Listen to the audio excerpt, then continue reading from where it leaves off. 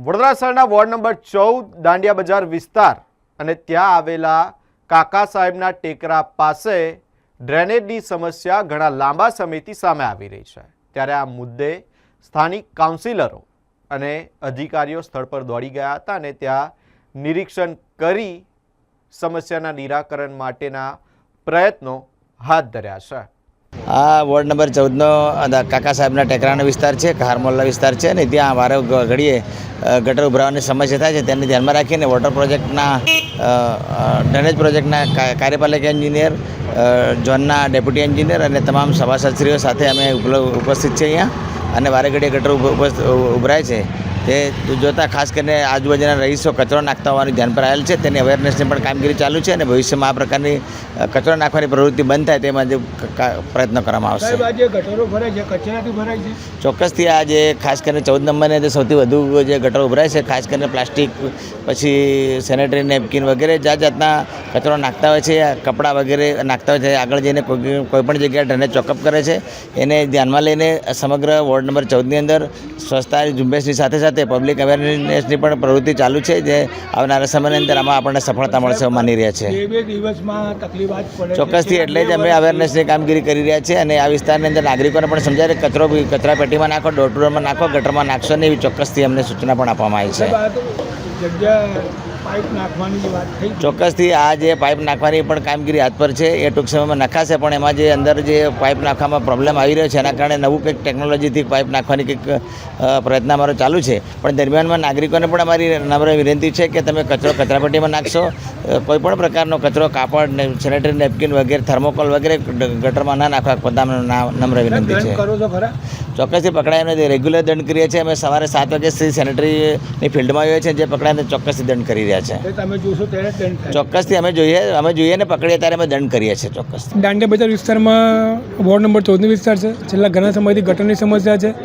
કેટલી આમ ડેલી ક્યાં કામ કરાવીએ છીએ, પરંતુ આગળ કંઈ ચોકઅપના લીધે કંઈ છે।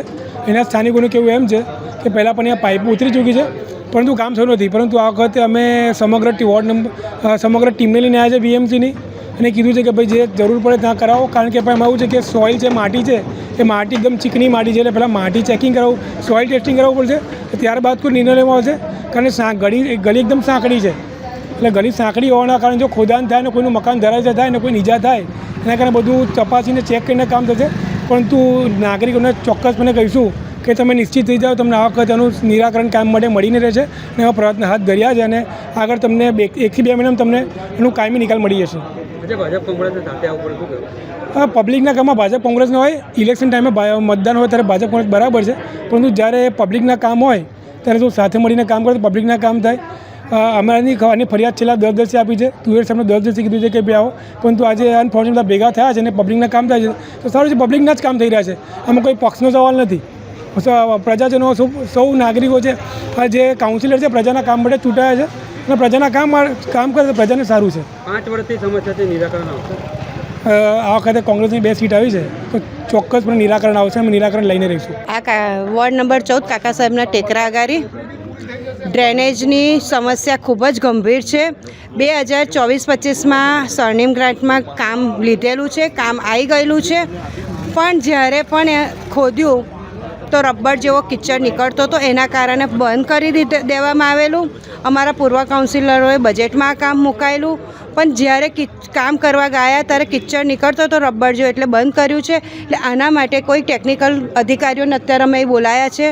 હું રોજ જે અહીં અગાડી 1-1.5 કલાક આવું છું, મને પોતાને ખબર છે અને જોડે અહીંના જે સેનેટરી ઇન્સ્પેક્ટર છે રાજુભાઈ, એ પણ મારી જોડે હોય છે, મને રોજ ખબર છે કે અહીં અગાડી ખૂબ જ, પણ અહીં સાથે સાથે પબ્લિકે પણ અવેરનેસ લાવવો પડશે કે જેથી કરીને ખરાબ, મારાથી ના બોલાય, ખરાબ એવા કપડાં નીકળે છે, થર્મોકોલ નીકળે છે, ટુવાલ નીકળે છે, બંડી નીકળે, એટલે પબ્લિકે જોડે અવેરનેસ લાવવો પડશે કે પ્લીઝ તમે ડોર ટુ ડોરમાં નાખો, ડસ્ટબિનમાં નાખો, ડ્રેનેજમાં ના નાખો।